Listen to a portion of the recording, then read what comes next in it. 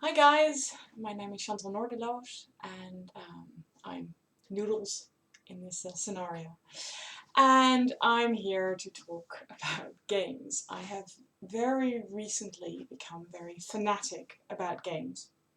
And I thought it would be a good idea to start a little vlog. Now, a little bit about me. I am an author in real life. I write horror, fantasy, steampunk, all sorts of things. And my husband is the person that I game with most. So most of the things, the experiences that I've had have been two-player games. We do have a sort of bi-monthly games night, which we recently started up because a lot of people were interested in uh, playing new games. And I think one of the reasons why I'm starting this vlog, first of all, because I love to talk, so, I prefer to talk in person even more than I do on paper, which says something. I thought it would be nice to have something out there that was done by someone who isn't a gaming professional. I mean, I love watching all these podcasts, all these like YouTube videos. I watch a lot of them ever since I really started liking gaming. There's some, if you're looking for a more professional opinion than mine, go check out, well, check out Rado, who's one of my personal favorites. Go check out Tom Vassal at, or Vassal, Tom Vassal, I'm sorry, I mispronounced your name there, at the Dice Tower. There's lots of stuff going on Board Game Geek that I can recommend people to check out. Uh, One of the things I really love to watch is Tabletop from Will Wheaton because it's just funny. It's not the best place to learn game mechanics, but it definitely is a good place to have a good laugh and see how fun board games can be in a group setting. Um, this is my first one, so I'm going to be trying out some things and I might change the format a little bit later. I'll probably make a lot of mistakes and hopefully I get to edit all of them out, but the chances are that I won't, or that I'll miss a few. What I want to do is, for this first one, there are different types of games, and I feel that a lot of people are sort of interested in games, but they never really get to play good games because they're sort of stuck on the old-fashioned ones. I mean, I used to play things like, Monopoly and Catan and things like that. But that never really drew me in a lot, even though I knew I liked board games, because when I was a kid, I played games like Hotel, and I was an only child, so I would often just play them by myself. That was in the days before there were a lot of good, like, solitary games. There's games like that now as well. And you might occasionally hear something in the background because it's summer holidays, so my child's home and she's not exactly quiet. So sorry about that. But anyway, back to the games. I feel a lot of people ask me, what kind of games do you like, or what are your favorite games? I can't really pick a favorite, even though later on in this thing I have a top 10, but my top 10s, you always have to take them with a grain of salt, um, because I tend to play what I'm in the mood for. But I do have favorite formats of games. Well, there's lots of things. There's, the hand management games. There are strategic games. There are dice rolling games. There are, I don't know. My favorite is co-op. I quite like worker placement and deck building as well, but co-op is just my favorite type of game. I'm gonna explain more about the other ones in other, like, whatever this is, vlogs, because I really want to focus on the cooperative game thing. I think if you're gonna start playing board games, that's a really good one to start. I've noticed that on the interwebs, there aren't or at least not that I found, there aren't that many female perspectives on games, which surprises me because, to be honest, if I look into my friend group, um, at least half, if not more, who are interested in the games are women. And most of the times, the way I sort of experience it, it's the women dragging their husbands along, and you know, if you find the right games, they get just as excited. Because I mean, in our relationship, it was the same. A little backstory on that. We really got into games this year. So, like I said, I'm a noob. I'm not somebody who, you know, knows all the publishers, who will have the latest news. I get that from other people online, which is, you know, fine by me. So I'm not that authority. Um, we started slightly gradually. I've always been interested in games, but I don't like games where you screw over the other player. I'm a social player, so I'm not very into strategic board games. You probably won't see me talk a lot about them. I like strategies, and I like strategizing when I get to do it with someone. If I have to do it against someone, it just, I don't know, it doesn't feel good and I don't have fun. So Rado calls it Care Bear players. I love that thing. I'm a Care Bear player. Um, so, but I started getting interested in games. We played with a few friends of ours, and we started, and I'm going to mention this is also a co-op game, but it didn't, I didn't want to put it in my top 10 list, even though it's a very sort of important game to us, because it kind of got us started. And there's actually two. We started, the first co-op game I think that we played was Pandemic. And see, I'm actually looking at myself right now, which is slightly awkward, but that's the only way I can make sure that the game is actually like visible. Pandemic is a really like interesting cooperative game. We played it wrong for like a year. Which meant that it was almost impossible to win. So we kept getting our asses like kicked. And but I still enjoyed it. It was one of those games that you really wanted to beat. It's a little bit about it. You're scientists that are trying to stop, I think from by heart, it's 4 or 5 viruses. I think it's 4. You have to stop the viruses that are like spreading across the world. So you have to find the virus, you have to like find a cure for it. Oh, and I see you, I forgot to take one of the cats out of the room. Oh well. You have to find a cure for it, and you have to make sure it doesn't spread. And this sounds easy, but it really isn't. I find it a lot of fun. Around the same time, a friend of mine had his birthday, and we all chipped in for a board game, and with all the expansions, and it was Arkham Horror. And Arkham Horror is, I think, where there we go, my fanaticism started. These games, like Arkham Horror, are called Ameritrash. Some people find that an offensive name. I don't mean to offend, I'm just calling it what I heard it called. I quite like those games.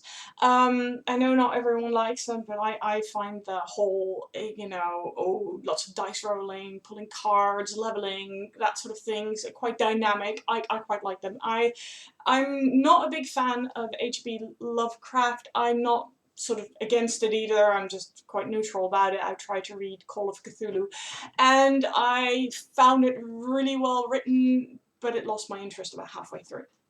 But the theme and the atmosphere of the H.P. Lovecraft things are amazing. I love that about this game, and it has a few brothers and sisters like Elder Sign. I think the other one's called Eldritch Horror. We have it. I haven't actually played that one yet. But Elder Sign is a fun game too, and it's, if you like it and you don't have a lot of time to play with other people, there is a really good app on the phone for Eldritch Sign that I love to play. You know, when I can't sleep at night, I play a lot of Eldritch Sign or Agricola and things like that. I even play board games on my phone. That's how obsessed I am about this. But Arkham Horror, that's for me where it kind of really started. I mean, the pandemic got me like interested, and Arkham sort of gave me another kick. But it didn't appeal to Dan, who's my husband, as much as it did me. He enjoyed it. We played it like a reasonable amount, but it was always me going like, should we play a game? Should we play a game?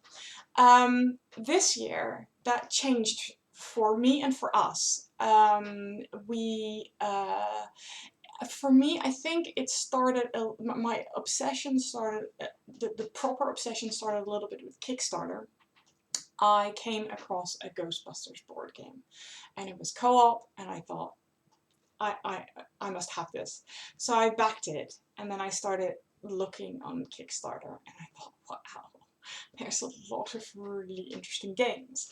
So I started looking into games more and more, and I started like finding out information on the internet, and from one thing sort of led to another, and there's people like, you know, especially Rado, he's a very bad influence on me, because he'll recommend something and I'll be like, oh, I have to have this, and I'll watch run-throughs for it and stuff like that. What also changed for us is that neither Dan or I enjoy reading rules. That's, I think for a lot of people, that's a big step in not playing games, because, you know, you have a new game and you have to like sort it all out, and especially if you don't play a lot of games, the rules can be really daunting. The Arkham Horror rules, I actually played it with someone first before I played it by myself, or at least with my husband, because it was just, you know, it had like a freaking novel as like explanation, and that I just couldn't deal with that. I'm slightly ADHD, I think, or I have ADHD, as some people should say. I'm not sure, I've never been tested, but even, you know, people have suspected I anyway, squirrel. But it's, you know, Mansions of Madness is another issue for me. I really want to play that. I have it in my on my shelves. Not these, by the way. This is my office, and my game shelves are just as big as these and just as full. I mean, these are my books, because, you know, Ryder has books too. Anyway, but it's daunting, but nowadays we have all these really wonderful people that give their time and energy to do game run-throughs or explanations or tutorials or things like that, which I often still kind of need to like browse through the rules after that, but at least you get the idea of how the game is played and how the mechanics work, and that really is such an advantage, and it makes it easier to start the game. So I really recommend that if you want to start playing games and you're like, rules like me, go look for these, like, you know, tutorials online. They're fun. Some of them are hilarious to watch. Like I said, I enjoy watching Rado. He's just as excited about things as I am, so I can really relate. But yeah, so Arkham Horror. Then I got to Kickstarter and I started like backing games, and I back a lot of games. I mean, I think I've backed about 40 since the beginning of the year, which is ridiculous, I know. But oh well. At least we enjoy it and we play a lot of games. Okay, so to get back to the cooperative theme, I mean, these were two co-op games, and because you play together and you play against the game, for people that aren't used to playing, or people that are a little bit scared, I mean, some people are, of trying board games, it's lovely to beat the game together, because if you're insecure about your tactics, you get to discuss your tactics with someone else, and you can like sort of suffer through it together, which is awesome, which I really like. And I try not to be too dominant when I do, because I get very excited and I have all these crazy plans, and then, you know, I'm like, oh, we'll do this and this and this, and if we do that, and it can be a bit daunting for that. So I mean, I try to, like, you know, take a step back in this. So yeah, anyway, I think the best thing I can do is just go straight to my top 10 of the co-op games. Like I said, taken with a pinch of salt. I find it very, very difficult to really tell you this is my favorite game, because it really depends on what mood it is. So what I've done, I've tried to get 10 really, really different games, and, you know, well, one with a sort of personal history for me. Because my number one is the game that turned down into a gamer. That's why it's my number one, because it is the game. I'm not going to tell you what it is yet, but it is the game that made him pull games from our shelves and say, let's play. So that I'm grateful for that game for that. People who know me in real life will probably guess what it is, but they've seen me talk about it a lot on Facebook. But let me just do my countdown. Okay, number 10 is, oh god, it's a really heavy box. It's Agents of Schmersh. Okay, there is another version of this called Arabian Nights, which is slightly, there's less gameplay. And I don't know if I should like hold it up while I talk, or if no, I'm just going to put it down because it's very heavy. I'll hold it up again as well.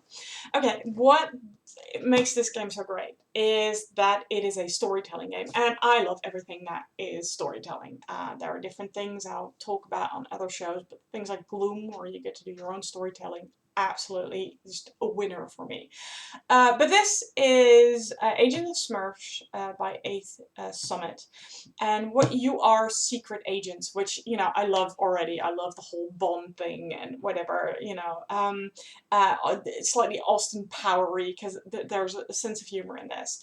But what you have to do certain missions, and you're fighting against Dr. Lobo. And this is Dr. Lobo, the like evil-looking gray-haired dude. I think that's him. I've only played this game once because I've only recently got it, but it was a lot of fun. And what happens is that you have a very specific character, and you get skills. You get to choose skills which really like make you into a like role play almost, a real type of character. And then there's this book which has scenarios in it. So you land on something, you get a certain scenario, and then you have to choose what you're going to do. So for example, it says like, you know, I don't know, you run into a little old lady with a huge case. You know, what do? Do you avoid her? Do you try to rob her? Do you, you know, you get to choose your thing. And then you have to look at, who am I? Am I really charismatic? Am I really good in fighting? And based on that, you're going to have to make a choice. And if you make the right choice, it means that you make it automatically. And if you make the wrong choice, you can either fail automatically, or you have to roll, or it can be dangerous. So that's what I really like about this game. It's very roleplay, and it's just a hoot. It's really, what I also like about it, not all cooperative games are extremely interactive. This one makes it interactive because if it's not your turn, you're the one who's reading to the other person. So you still have a role in this, and you don't just sit around and wait for your turn for ages. Because, you know, I have no patience. Like, I have the patience of a fruit fly. I don't know if they have patience, but I'm building up quite a lot of things. I'm just going to move my meeples because I'm going to talk about those later. Okay, so that was number 10. Number 9 is a card game called Shadowrun Crossfire. Well, I'm sorry, I'm just I have to get used to the camera angle. Okay, it's a card game, and I have to say this is one of the hardest games I've ever played. It keeps just destroying us. I still really like it, even though I can't seem to win. I've won once in about 10 games, and I've managed to successfully escape twice. It's a deck builder. Deck builders are something that I like. I like sort of creating your hand. I'm gonna do another show about deck builders where I explain a little bit more about them, but in a nutshell, it's lots of cards, and you have to buy cards with other cards to get a good deck. This is that, and it's hard, and it's just merciless. But I like the setting. I love Shadowrun. I love combining fantasy with science fiction. It's so slipstream. I'm a slipstream person. You know, people who have read my writing will know this. I love. It's a really simple game, and yet you really have to think. And I like games that challenge me. This is definitely one of them. I usually play the troll and my husband plays the dwarf. You get to play lots of different races. I tried to start with the elf, but I have to admit, you know, it has such low hit points I kept dying, so I decided to go for the troll instead. But it's fun. I definitely recommend this. I hope you're better at it than we are, because we just keep dying. Round 2, we keep dying, and we don't even die in the good way where you get points. Because that's what I like about this game. You get points for either escaping on time or for winning, and with those points you actually get skills. You get to buy skills, and you take those with you into the next game. So I love that concept. For me, that was the first time. I know other games do it, but this is the first game I own that does that. Okay, then I had, okay, I also really like dungeon crawling games. Descent is quite high on my wish list. I don't own that yet. One of the reasons why not is because it's a DM versus player kind of game. And I like to play together with Dan against the game, not against each other. Because if there's just two of you, then it sort of defeats the purpose of a co-op. If there's just, you know, two players and you play against each other. I think that's what they call also a semi-co-op, although I know semi-co-op also means that you both play against the game and you help each other, but you are scoring your own points. So at the end, it still means whoever scored the most points wins, kind of thing. So, I mean, but okay, this is a full co-op game. It's a dungeon crawler, and it's called Mice and Mystics. Now, not everyone likes this because it's a lot of dice rolling, and it's a lot of, I mean, the game mechanics are quite simplistic. Like Agents of Smersh, this one has the storytelling element, and you, instead of choosing your own story, you just read little bits out of the story. So it just gives a lot of atmosphere. I love the artwork. I love the characters. I actually, I painted them, which was my first project of painting miniatures. So I mean, they're really cute. I'm gonna see if I can show you one of them. This is one of the bad guys. I don't know if that. I have a huge hand like this. I don't think it focuses very well, but you know, I don't have a very snazzy camera, so sorry about that. But I've been painting them. I have to say the molds were kind of shit. Sorry, I swear a lot in this. I'm very sorry about that. They weren't like crisp, and it was difficult to paint them. But I mean, I enjoy that sort of stuff, and I actually ended up making lots of cheese as well, for instead of the cardboard cheese, which look like this. But I mean, it's just such an atmospheric game. In a nutshell, I don't want to spoil too much of it, but you're a bunch of people who were turned into mice, and you have missions that you need to do. And if you like make it in a mission, you go on to the next level, and you get certain things that you made in the last mission. You can take those with you. I like that. I like the games that sort of keep going. And it's just cute. The writing is okay, and we tried to play it with Elora, but it's a bit too long for her. It's one scenario took us about, I think, an hour, maybe a bit longer. But it's a good game, and if you really like stories, that's a good game to play. I have to say that the three that I've mentioned so far are great games. I wouldn't necessarily start people off with them now. I'll point out games that you might want to start with if you want to start trying games. Because these are great, but their mechanics are slightly more complicated, which will help if you've played a few other games. Okay, then I am at number 6, I think. 10, 9, 6. Okay, this game I recently got. I was going to back it on Kickstarter because it had like these nice little wooden things on it, instead of the normal tokens, but okay. Some people say it's a bit racist and they're offended by it. I personally, I can't speak for other races.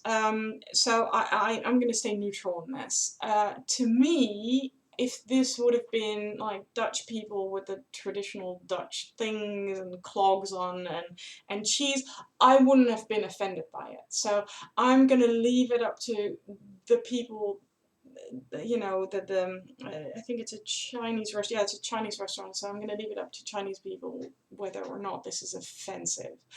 To me, I just see cute cartoons and I see a Chinese restaurant, which I don't personally see anything racist in. But if it is offensive to people, then I'm sorry. I really enjoyed this game. Um, it's a um, it's a real-time game. I really like these, even though they make me freaking hyper.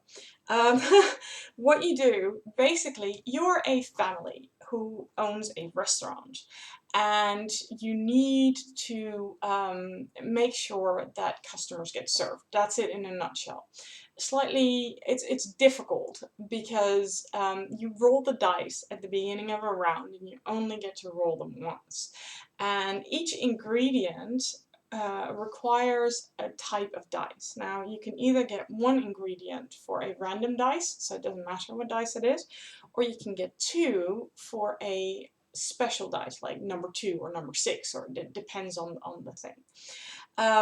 Which makes it better if you get the allocated dice that you need, or if you allocate the dice that you need for it, because then you get more things, and sometimes you need a lot. And you can get 3 for putting 2 dice in, but that costs a lot of dice, and you only have a limited amount of dice. So as you like play, it gets tougher and tougher, and you really have to work together on this one because, you know, for example, I'm the one who's doing the bok choy and the eggs, and Dan's the one who does the peanut oil, and he'll be like, I need for this customer, I'll need 2 bok choy, and then I have to make sure that the bok choy is there for him to get. This because I couldn't get the wooden things. I decided to make my own because I really didn't like the tokens for this one. These are like the original tokens. I keep like missing the camera. I thought they really sucked. So I decided I'll get one of my favorite ones to make my own. So this is my chicken, and for example, these are my mushrooms and peanuts. I'm not sure if you can see it properly. I don't know.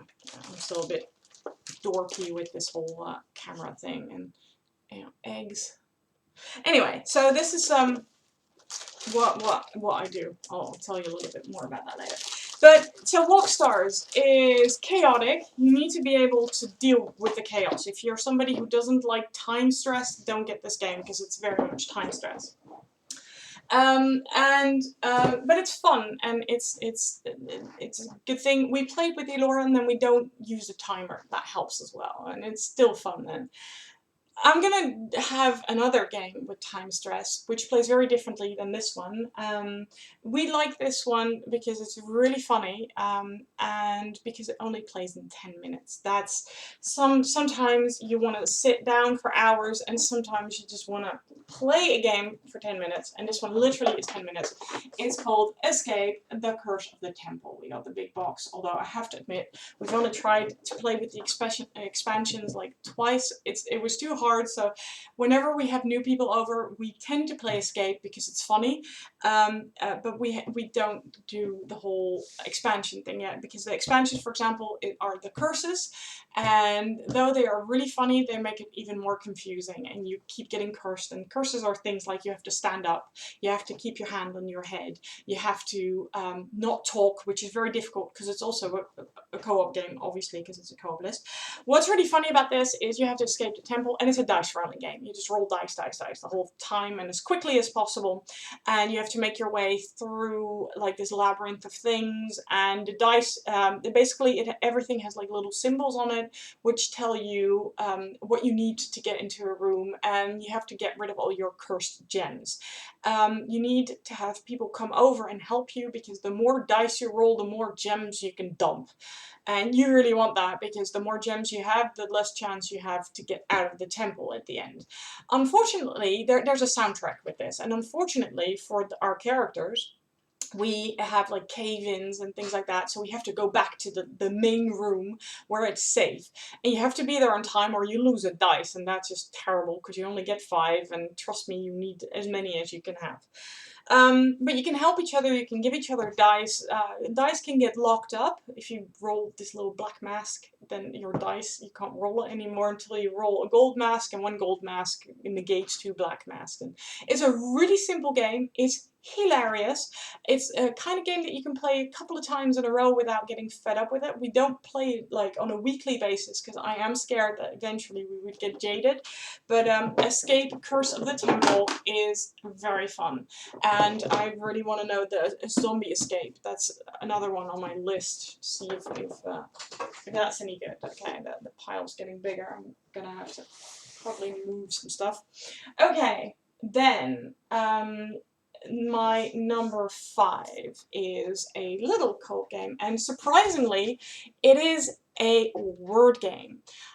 I'm usually not that much into word games. Scrabble never really did it for me. I played it with my mom when I was a kid, but it was more because I like to play games with someone, and my mom really liked Scrabble. I never did. What I like about this game and what makes this different, first of all, it's a card game. You get special powers. That's awesome. But not just you, the cards get special powers, and it's a deck builder. And as I said, I love deck builders. Now, this doesn't have to be a co-op game. You can play it against each other. Even when you play against each other, you can help each other and you can give each other stuff for helping out. But we played in the co-op version, which means you have to buy a certain amount of special cards, and there's a pyramid of them, and they get more expensive as they go towards the top. And if you buy them before there's too many like little wooden cubes on one of them, then you win the game. And it all goes well until you hit that last card, which is worth 17 cents. And that's just really hard to get to because it's really hard to make words that are that big because you can only have like 5 cards in your hands normally, unless you get special powers in your letters and you get to draw more cards. But it's stuff like that. So it's but it's a lot of fun, and Dan and I really enjoy it. It's one of those games where I really need to back off and not be nosy when he's making words, because you know it's an English game. I think you could play it in different languages, but the letter combinations are very, very English. So you know it will be more difficult to play, for example, in my native language, which is Dutch.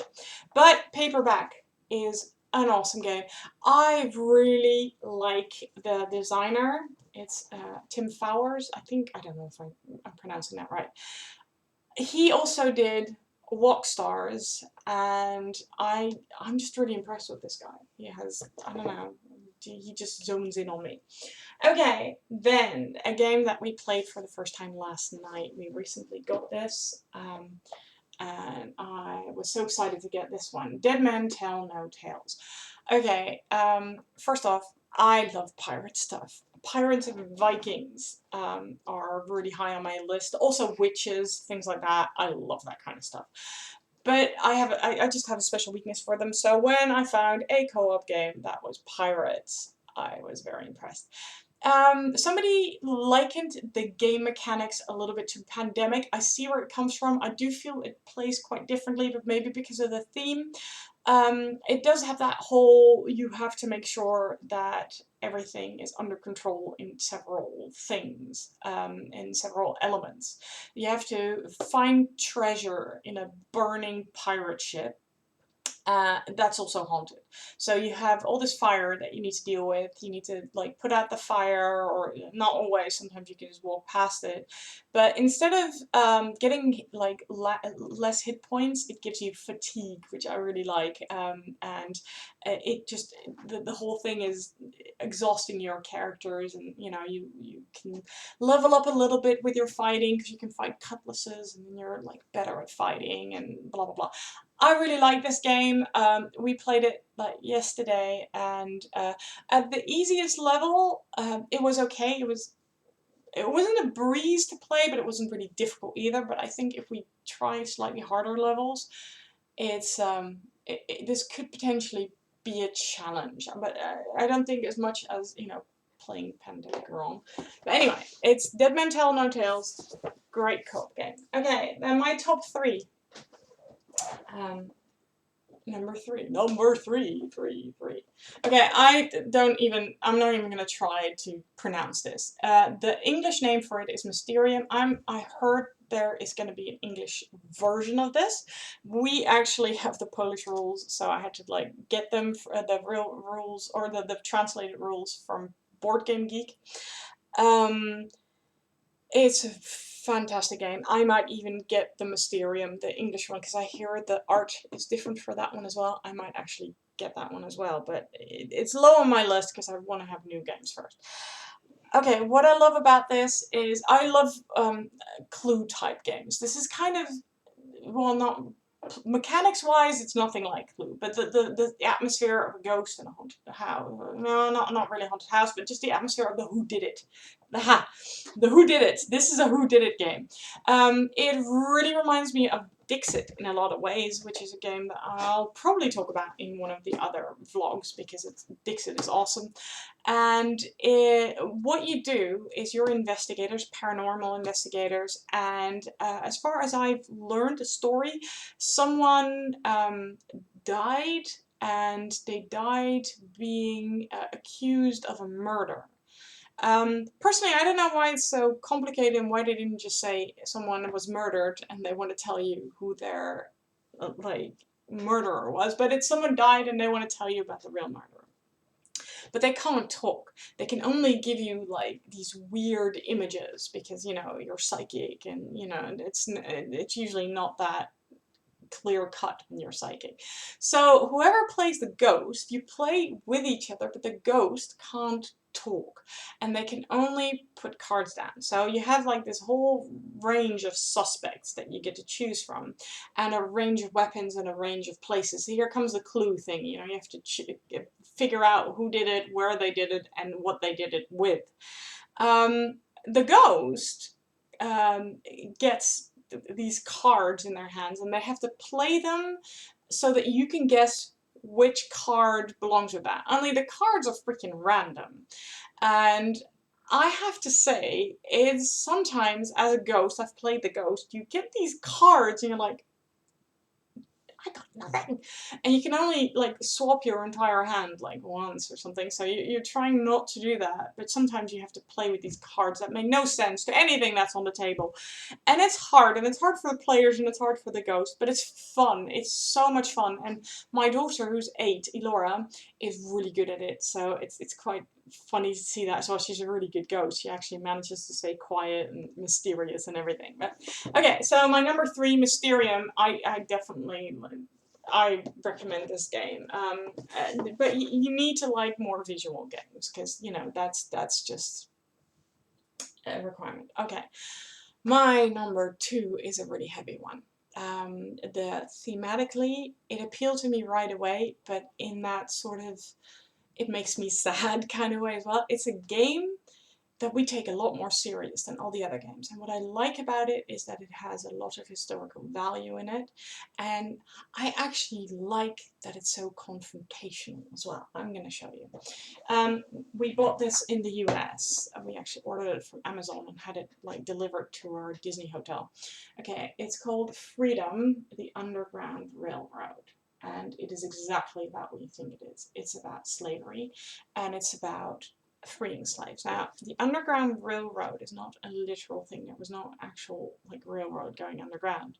It was a network of places where the slaves could hide out in order to get out of, especially sort of the south of North America. And the cards in this game really describe some of the events, which I have to admit, I have had moist eyes playing this game. And normally if you like lose like a few things in a game, you don't care. But here you lose a life of a real person. and we're not a real person, obviously. I'm talking out of my mouth now. Anyway, but you know what I mean. It's you can imagine what it would have been like. They keep it really tasteful. They keep it really respectful. Even like the slaves are just represented by little wooden cubes, which are extremely neutral. And I think it's one of those games that's really an eye-opener, and I think it's really educational, and that's why I love the theme so much. Other than the theme, the actual game mechanics are awesome. If you want to distance yourself a little bit from the heaviness, I can still recommend this game. It's almost like a puzzle because you need to get as many people out, but you can only hide one person here, and there's slave catchers who are coming, who are scary, but they're more a nuisance than they are because they don't actually kill anyone. They just put them back in the slave market. It's keeping your game open to have the slaves go to the plantations to get enough out of there to have enough room in the plantations, because if else you really lose them, and that just so morbid. We haven't managed to play a game where we save all of them yet, but we try harder than any other game. That's how heavy it feels to us. I love it. It's a beautiful game. It's well done, and it's my number 2. Okay, my number 1. Um, I'm not even saying this is the best game out there, but like I said, it's the game that got Dan to play. And it's just fun, it's goofy fun, and we like to sort of add a little bit of personality to our characters and stuff like that. But anyway, my number 1 is a Zombicide. And I'm so gutted that I didn't discover this until the end of the 3rd season on Kickstarter, because when you back it on Kickstarter, it is so much more cool because you get so much more stuff for it, and it's just awesome. I finally got to back my first Zombicide game on Kickstarter this year because there's a whole new Zombicide coming out, and it's called Black Plague, and I think that's going to totally kick this ass. Even though I like the modern take as well, but I really like the sort of medieval take, and just all the I did get all the special characters this time, so yay. You know, that's another, you know, there's going to be Bruce Campbell as Ash, but they have a different name, and it's so cool. I can't even. And I like the new rules better because, for example, you have to roll to open doors in the new rules. And in this game, one of the pet peeves I had was that you can't use ranged weapons when one of your friends is in the same like area as one of the zombies. It's a zombie game, by the way. I totally forgot to talk about what it is. But anyway, in the new rules, that they're fixing that. It is a game where you're survivors. There's different scenarios, so there's always a different objective that you want to do, and you just don't want to get eaten by zombies. That's the main point of it. And what I like particularly about this game is that you level. So whenever you kill a zombie, you get like an extra point, and there is let me see, I think there's 4 different types of levels. You start in blue, you get a special talent, then you go to orange, then you go to yellow, and then you go to red. As you level, the zombies become more difficult as well, because you draw zombie cards. So if you're in blue level, you draw different kinds of zombies than when you're in orange, for example. But you're also more kick-ass, and you have more weapons and better weapons and stuff like that. Once you get to red, that's my favorite, you get like special weapons, that if you can find them, that you get to play with, and that is just awesome, and you get really kick ass and stuff. It's great. So yeah, there's I just love this game. So that was my cooperative top 10. I had some issues trying to figure out which ones I was going to pick, because I actually have more than 10 cooperative games. I mean, I was still looking at Andor, but we've only played that once. I do remember it was really nice. I actually have like games like Flashpoint, which is a little bit like Dead Men Tell No Tales, but then with firemen, and slightly, to me, it's less intense, but it was still cute, good to play. Did I mention Defenders of the Realm? Uh, like stuff like that. So I still have some other things. And we also have some semi co-op games like where somebody turns out to be like the traitor, which is like the betrayal on the house on the haunted hill or something like that. I'm probably not naming the title right, which I thought was okay. I didn't think it was that great, but I mean these are my favorite top 10.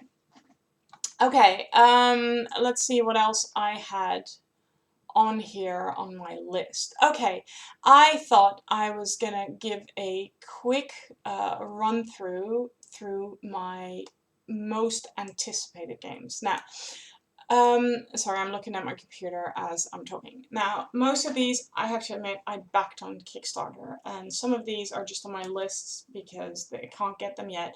I have a huge wish list. I can't get all of it yet, obviously, because, you know, I'm not like Scrooge McDuck or whatever you call him in English. We call him Dagobert Duck. I don't swim in money, so, you know, I have to admit most of my royalty checks that I get from my books tend to sort of get splurged on games, but fair enough. I'm gonna do the countdown from 10 again.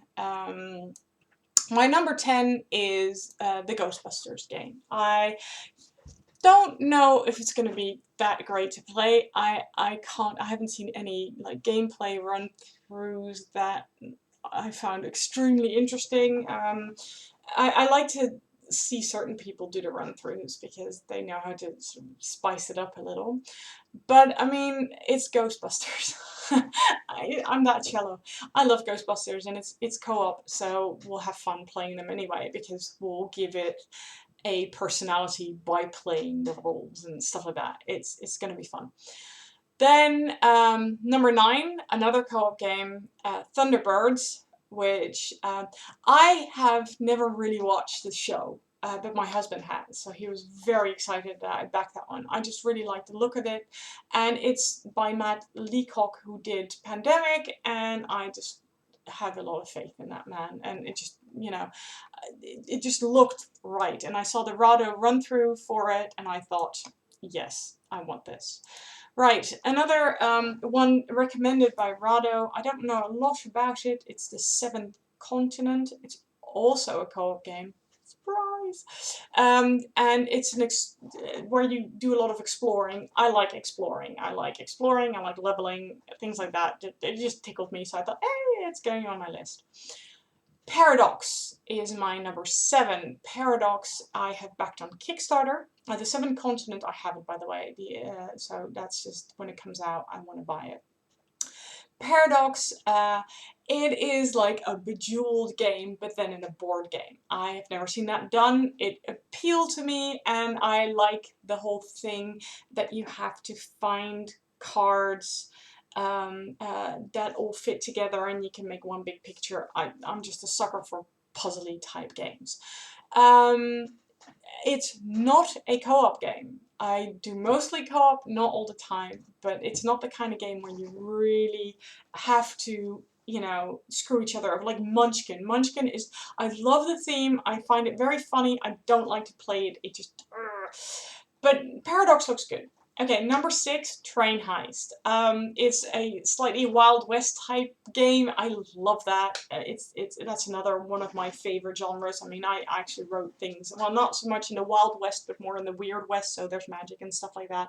But Train Heist has that feeling, and it has like a train, and you have to rob a train, and you have to give money to the poor, and I adore that sort of thing. So I've backed that one on Kickstarter, and I'm really looking forward to playing it. It's very anticipated. One of the most beautiful games, my number 5, I've backed on Kickstarter, at least for me personally, most beautiful games, is Tricarion. It's a worker placement game. Dan really loves worker placement. I like it. I'm more leaning towards deck builders and he's more leaning towards the worker placement. But this one, you get to play a magician, and it's very, the whole style is very Jugendstil, and I love that. And it just looks so beautiful, I had to back it. And the game looks really interesting as well. Okay, My number 4 is another co-op. Tricarium is not co-op, by the way. It's not a lot of worker placements are. Okay, my number 4, I purely want because of the theme. It's a co-op game. It's called A Fistful of Credits, and it's a Firefly game. I don't know if you guys can see, but you know, I even have my Firefly nerd shirt on. I am the biggest brown coat. No, I'm probably not. There's probably people that are far more obsessed than me. But I really, really, really love Firefly. I even made meeples for my Agricola thing. I was showing you some stuff that I made. And one of the things that I made were little Firefly meeples because, you know, they belong in my game because I love Firefly. So I did a Malcolm. I don't know if you can see, and this is Jane, and I did a Kaylee, little Kaylee, who has sports the same hairstyle as me, so that's cool. And I did a little Zoe. I love Zoe. And of course, one of my absolute favorite characters, Wash, with a tiny little dinosaur. And the movie never happened, and I don't want to hear anything about leaves or wind because it never happened. So anyway, there's that. But yeah, it's a co-op Firefly game. We have the other board game, which I'm sure will come up sometimes, and I ordered the card game from eBay. But Firefly is just amazing. I love it. Okay, I'm gonna try and speed this up a little bit. Number 3, Midara. Midara looks very roleplay. I haven't played it. I haven't seen a really good run through yet. I've seen one that I liked. The miniatures are absolutely amazing. It's gorgeous. I really like the game designers. They listened to the people, to their backers, and they were just pretty open and stuff like that. It was on Kickstarter. I can't wait to see what comes out of it. I really hope they did a good job with it because, you know, it's always a risk with Kickstarter. You'll have to see where it goes. Okay, my number 2, and people aren't going to be surprised. Well, they might be surprised it's not my number 1. Zombicide Black Plague. I talked about it earlier. It's like Zombicide, but then medieval, and it's just all sorts of awesome, and you get a ton of miniatures. And yet it wasn't my first. For some reason, there was a really simple little game that just appealed to me more. It's by the same designer, Tim Fowers, that I just mentioned. It's called Burgle Brothers. And basically you have you're criminals and you're breaking into a building. And it looks really, like, the gameplay looks so simple, it looks quick, but it looks so appealing. I love the artwork, but I love the concept of trying to break open this safe, and it's a co-op game, so yay! I can't wait to play that one. I hope it's not going to disappoint, but I doubt it because so far everything I've played by this game designer has just blown my mind. I mean, 2 of them have been in my top 10, and they're probably, you know, maybe even in my overall top 10 of games. But anyway, I am looking forward to Burgle Brothers. Okay. So, I'm gonna wrap it up because I've almost been talking for an hour, and you know, for those of you who actually sat with me through this, thank you very much, and I'm sorry if I bored you to tears. I hope not. I want to always finish with this question and answer thing, but because it's my first, like, thing, I don't actually have a lot of questions yet. I sort of quickly posted on Facebook and then impulsively thought, I'm gonna just tape now because that's what I do. I did get one question from Jason Kelly from the UK, and Jason asked me if I ever played Monopoly, and that really made me laugh because, yes, I have played a lot of Monopoly in my life, and as an adult, I really don't like Monopoly. As a kid, I loved it, but I even tried to sort of, because Elora loves Monopoly, kids just do, I don't know why. I like the whole buying things, but you really have to screw each other over, and I just don't enjoy that. Again, sorry for my language, by the way. Apologies if I offend anyone. I never mean to offend, but I just do. I actually bought myself a Nightmare Before Christmas Monopoly in the hope that that was going to help me. Nightmare Before Christmas is one of those other things that I dearly, dearly love. See, I have more meeples because I make my own game meeples when I don't like the meeples. So here's my little Jack Skellington, who's possibly one of the favorite ones that I've made. I have a little Sally as well. So, but I mean, yeah, and again, this was for Agricola, which is just, and these are little what did they call them again? Not Pain and Panic, those are the other two. I think it's Lock, Stock, and Barrel or something like that they're called. Anyway, it doesn't matter. But yes, I have played Monopoly. I don't like to play it anymore. I will sometimes play it if somebody really, really, really insists. But if I can avoid it, I will. There are so many good games out there. This is exactly why people who are sort of interested in games but are always like, the games that I've played, go check out good games. And honestly, if you like social gaming, start with cooperative games because um, there's less of a threshold to get over to play them because you play them together and it's just fun and you feel very connected. For me, I have a good marriage, but this has really even made my marriage even better because we used to watch a lot of TV and I've been sort of a little bit bored with TV for several years now. And I ended up just being on Facebook, and then we'd be very disconnected. So now we do other things. We either like do little crafty things, which for me sometimes still has to do with games, because like you can see, I make my own meeples. Um, or we play games together, and we play quite a lot of games. In fact, we have turned playing games into a game, and we now rate our games and how fun do we think they are. And once we know the rules, we try to like make them more interesting by really playing roles in the game and making it a bit more role play. So um, that really helps like enhance the game experience. Um, so yeah, so no Monopoly for me anymore if I can help it. I keep going off on a tangent. Okay, well, I would like to thank anyone who watched this, especially those who managed to like sit through the whole hour of this. And I will probably make another one of these. Again, sorry for my goofs and things like that, and my sometimes not so clean language. Um, well, this is Shanti, or Noodles, as most people call me, signing out. And I'll see you next time.